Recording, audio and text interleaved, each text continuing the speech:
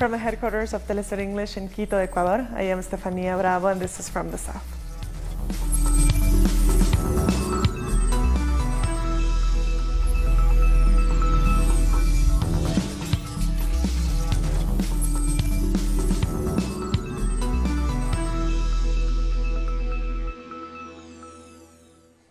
This Saturday, the different groups of the Central American Migrant Caravan have restarted their journey through Mexico towards the U.S. border. The main body of the first caravan took the metro early in the morning to the north of Mexico City. From there, they began hitching lifts to Querétaro. A smaller group already left the capital on Friday. Once there, they will decide in assemblies the next stage of their route. Their most likely destination is Tijuana. Meanwhile, the second and third caravan merged in Oaxaca and have already left for Veracruz. The fourth caravan will stay to sleep in Oaxaca. We are strong and okay. We are now used to the routine, to the trucks, the discomfort, and to walk for many hours. It's a very tiring trip, but I say that in the end it will bear its rewards. With so much pain, flu, coughing, you lose your defenses through so much walking. 4-hour walks, 7 hours. Our correspondent Pablo Perez is with the main body of the first caravan just outside the capital. Well, right here we are at the Pozotlan. These are the skirts of Mexico City at the north, and this is about 25 kilometers from where the migrant caravan started their journey today. At the early morning, the over 3,800 people left the stadium, Jesus Molina Stadium at the south of Mexico City. And right now they are trying to get rides with freight drivers, bus drivers that are leaving Mexico City towards north. And their point of meeting is going to be Tepeji del Rio in Querétaro. That's where they have a place to rest. And they are a little behind from the first group that left yesterday. That is a smaller group, so they can move faster, and they are already in the Guanajuato state. But they have no plans of joining today, but both are going to follow the same route to the north, and we will keep on informing what happens during this second stage of the migrant caravan. We thank Pablo Perez for that report. The first migrant caravan spent 5 days in Mexico City, where they received support from a variety of organizations and individuals. Before dawn, a group of migrants from Central America decided to continue their journey to the northern border after a 5-day stopover at a shelter. We want to be the first to arrive at the U.S. border to begin the political asylum process. They know that the journey to the north is not easy. It's dangerous. Their lives are at risk, but they say it's worthwhile. We've been at risk since we left our house. We know that, but we are doing it with a purpose. We have children and families to support. But there are those who have decided to stay for one more day, especially those with small children. It's good to go together, because that way we are stronger. If we split up, we will be more in danger. They've condemned the United Nations for its inhumanity after it denied them help to travel by bus. We're not talking about a political system. We're talking about a humanitarian system. We didn't leave our countries because we wanted to leave. We came here because we were living in a crisis that the world doesn't want to see. In our country, we can't even live in our own house. There's 1,800 kilometers until they reach Tijuana, where they will have to endure the strict U.S. immigration policy.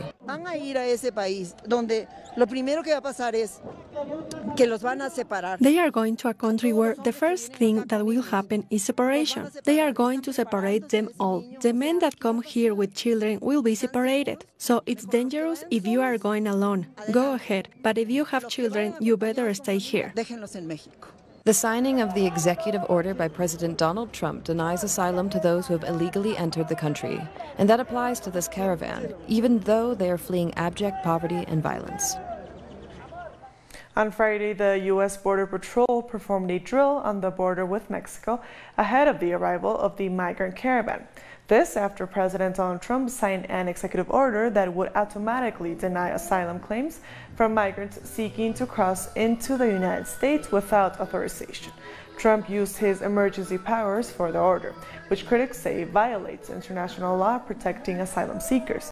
U.S. officials say the migrants should apply for asylum in Mexico, the first safe country they reached. Well, if they try to cross, they will definitely do it. And it's not right that they allow them to be at the bridge because they have children with them.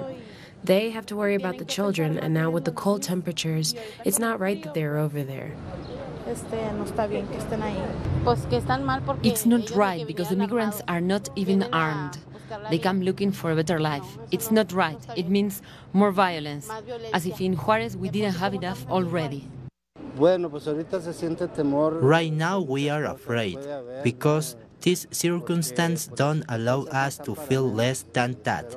I hope this doesn't bring us trouble here on both sides of the border.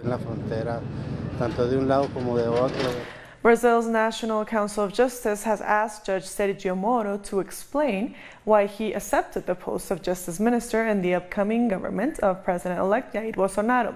The CNJ has given Judge Moro 15 days to provide the information. The Workers' Party has announced Moro of interfering in the electoral process. He was the judge who imprisoned the former president, Lula da Silva, when he was leading in the polls, thereby eliminating him from the presidential race.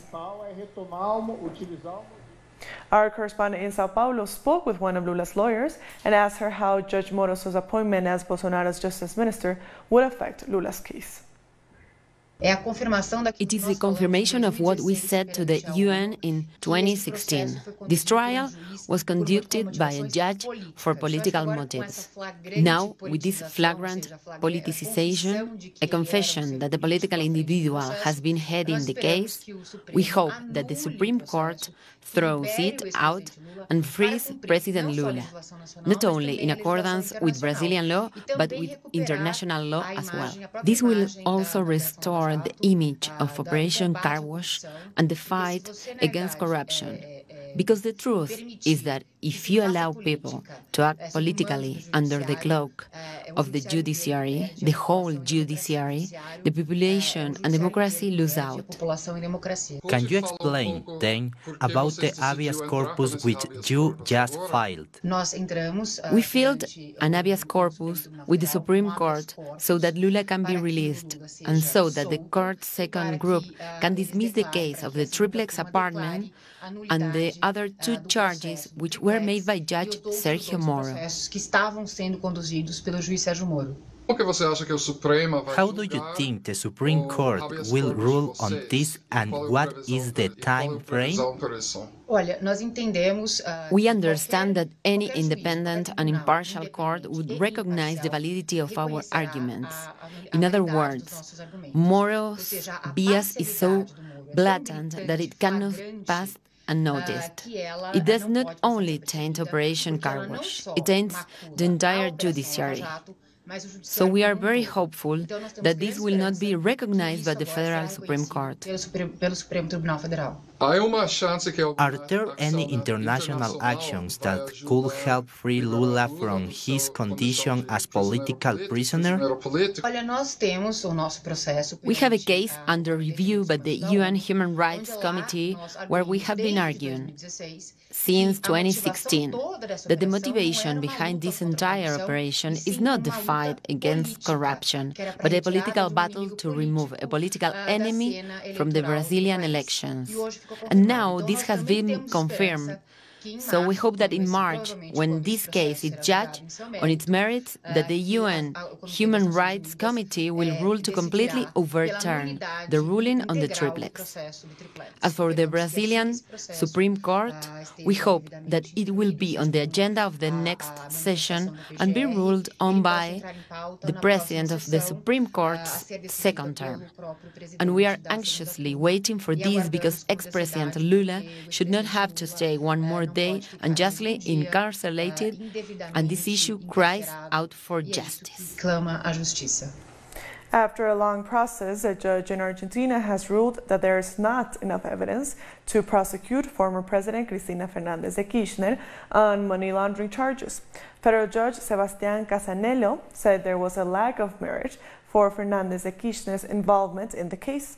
The notebook scandal is an alleged government corruption scheme that took place during her and her late husband's administration. The Venezuelan President Nicolás Maduro has condemned reported attempts by the United States to sabotage Venezuela's gold production. He insists that his government won't bend to the U.S. and will continue with its economic recovery plan. Venezuela is already a superpower when it comes to our gold reserves. This is why the empire is unilaterally and illegally trying to go after our gold, doing this as another attempt to attack our economy. But it will fail. We will never obey the rules of the North American empire. We will continue producing and selling gold and using those revenues for public health, for public education, and to give our people housing. We'll be back very soon. Stay with us.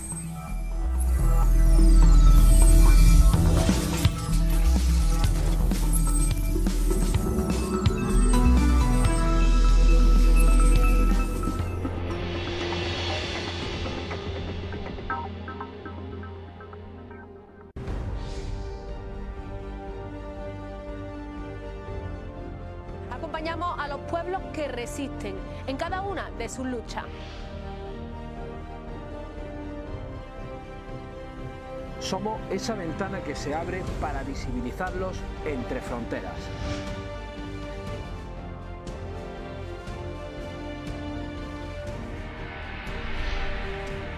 Thursdays, only on Telesur.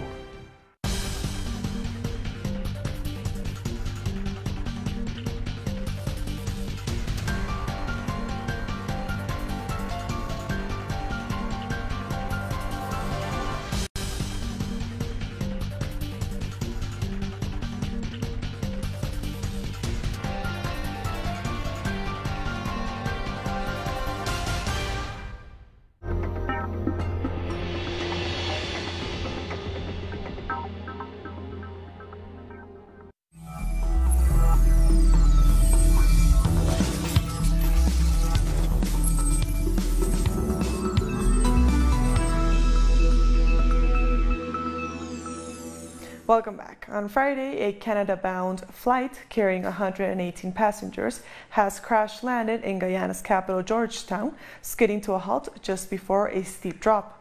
10 people were injured in the accident. The Fly Jamaica flight was en route to Toronto when it suffered a hydrologic problem shortly after takeoff and had to return to the airport for an emergency crash landing. Well, then I get scared. I knew something was wrong. And then when they land, everything started to break up. When they land? Yeah, it's run off and all the things started to break, all the things falling down. Get up? Well, I get up. I had all my things already on me and they said get through when I get out. We were like 1 hour away from the airport, and then they said it's hydraulic problem, and they said they're turning back. And then afterward, we heard some screeching. I thought it was dog on the plane, and they said no. And then they said hydraulic problem, and they turned back, and then after half an hour, the plane went down. Earlier, we spoke to Liron Brummel, the editor-in-chief of Guyana's National Communication Network, about the accident. Here's what he had to say. Now, what we were told from the initial discussions today, the flight destined for Canada left around 2 a.m. this morning. Somewhere about 11 minutes into that flight, the pilot contacted air control to say he was having some hydraulic issues. They have, however, not confirmed or delved much into what these hydraulic issues are. So it returned to Guyana for the emergency landing. The Colombian government has increased the price of fuel from this Saturday. The price per gallon was increased by a little more than $3. This comes as the government of Iván Duque is promoting a tax reform. In response, several marches took place across the country throughout the week. Many of the protests were brutally repressed by security forces. Students, trade unions, and campesinos in Colombia have announced new demonstrations for the coming weeks. That's in spite of the violent repression they suffered in recent days. The peaceful and creative demonstrations by students demanding a solution to the university funding crisis and against the tax reform were met with brutal repression by the security forces. We reject this violence. We have colleagues who were wounded and we don't know where they are. We ask the government to stop this violence and allow us to demonstrate. We were protesting peacefully. Nobody was wearing hoods. Our teachers were there and children. We demand they respect our right to protest. At one protest, a policeman was seen being attacked, but the students insist this is not representative of the Colombian student body. They suspect it was an attempt to smear their legitimate demands. We condemn that kind of violence, but we think it was an isolated incident which mustn't be allowed to divert the student movement. What wasn't an isolated incident was the repression by the SMAT riot squad. That's what the government should concentrate on. These violations of our rights happen not just in Bogotá, but in Popoyan, and people need to know that the government has done nothing about that. Human rights organizations that monitored the protest condemned what happened when the anti-riot squad known as SMAD attacked the protest and stopped it from continuing. In the evening, in the Calle 100, the official response was to send the SMAD. They deliberately attacked with tear gas and stun grenades. There was no disturbance there. It was a peaceful protest, but they decided they wouldn't allow anyone to block the road. In spite of this violence launched by the new government against demonstrations, the United Workers' Confederation says the protest will not stop. In fact, they will be stepped up.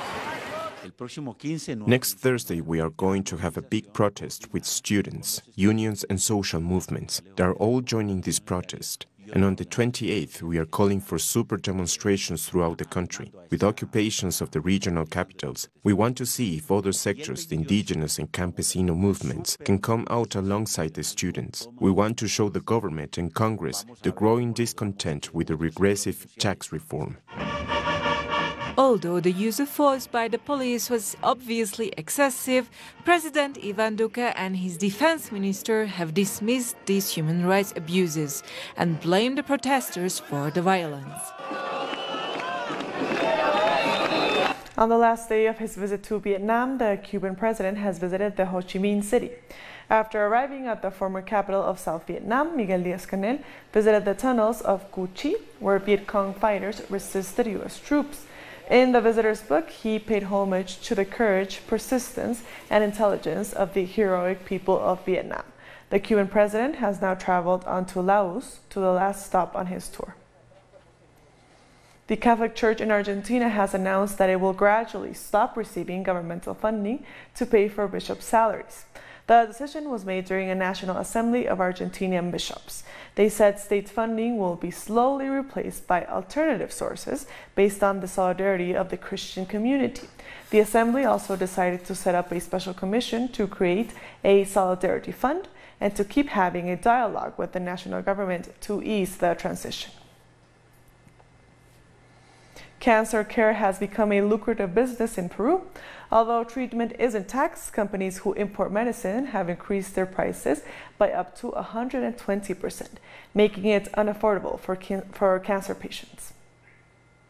Maria has been receiving breast cancer treatment for almost a year. It's really difficult for her to get the medicine she needs at the neoplastic hospital. Sometimes there's nothing and I have to buy it somewhere else. It's expensive and sometimes we can't afford it. The prices are extortionate, despite the tax exemption coming into force in 2001 for producing and importing over 100 medications for cancer, HIV, and diabetes. According to International Action for Health Research, the price for medicine has increased in private and public pharmacies. It's shocking that medicine entering the country at 500 soles, at some costing 100 or 50 or 120% more without paying taxes. This is clear abuse from pharmaceutical companies.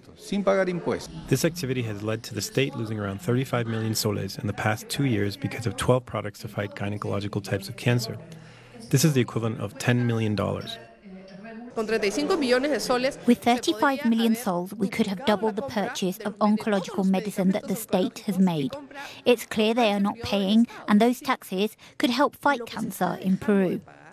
Large sums of money end up in the accounts of big pharmaceutical companies.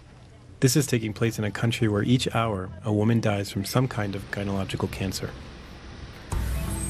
We'll be back very soon. Stay with us.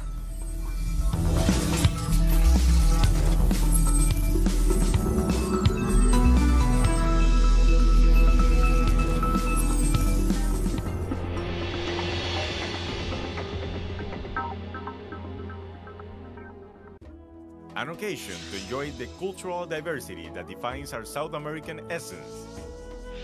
Come along to find out the story behind these personalities, traditions, and artistic expressions that unite us as a whole. Real Lives, Friday, only on Telesur.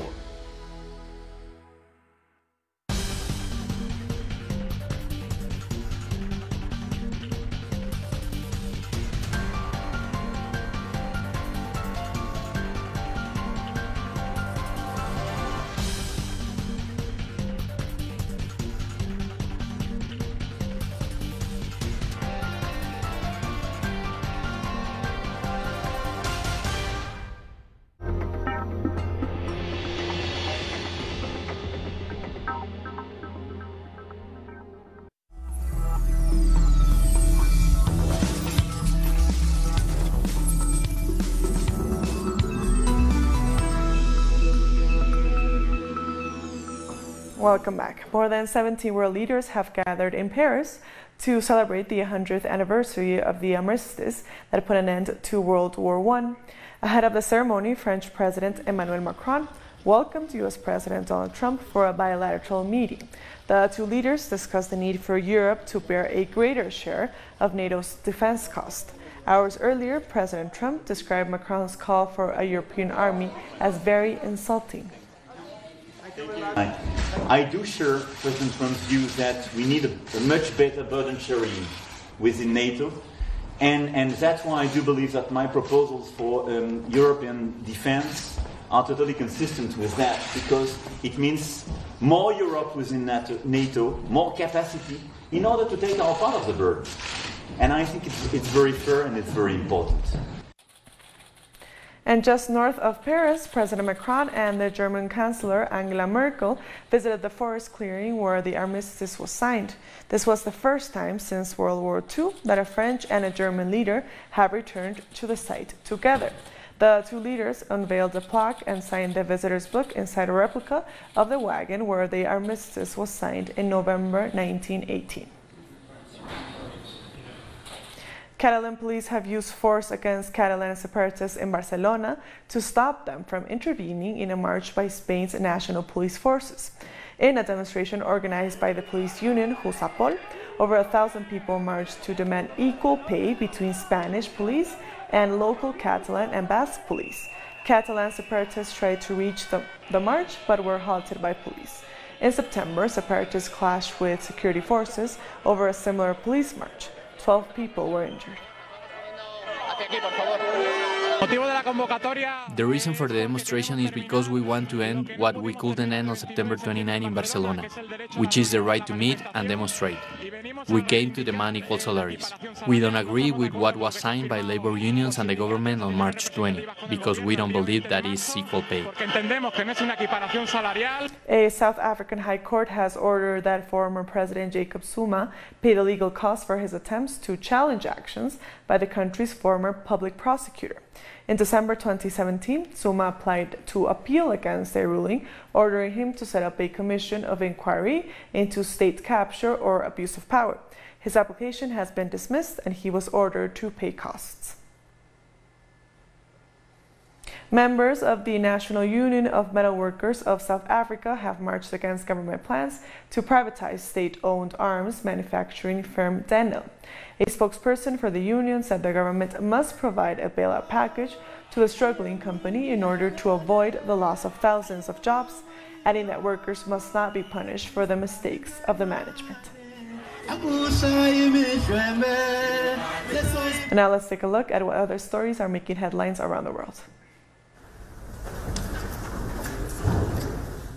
The Turkish President Recep Tayyip Erdogan has said the audio recordings related to the killing of the Saudi journalist Jamal Khashoggi were given to Germany, France, Britain and the United States in a bid to put pressure on Saudi Arabia over the case. The Turkish president said this was the first time the three European nations heard the tapes. He also maintained his claims that the journalist's killing was ordered at the highest levels of the Saudi government. Thousands of people have marched in Rome against racism and the Italian government's increasingly harsh stance on immigration. The demonstration was triggered by Deputy Prime Minister Matteo Salvini's new security decree. This would tighten immigration regulations, limit the right to asylum, and bolster anti-terrorism and anti-mafia rules. The legislation is waiting to be approved by the parliament's lower house. I am here because I am part of these people that follows a dream of humanity and to protest against the hatred, the fascist and racist drift that is emerging not only in Italy but also in Europe. I am here regardless of my personal situation, and that's my city, which has shown that a different way of receiving migrants, respect for human rights and human dignity are possible.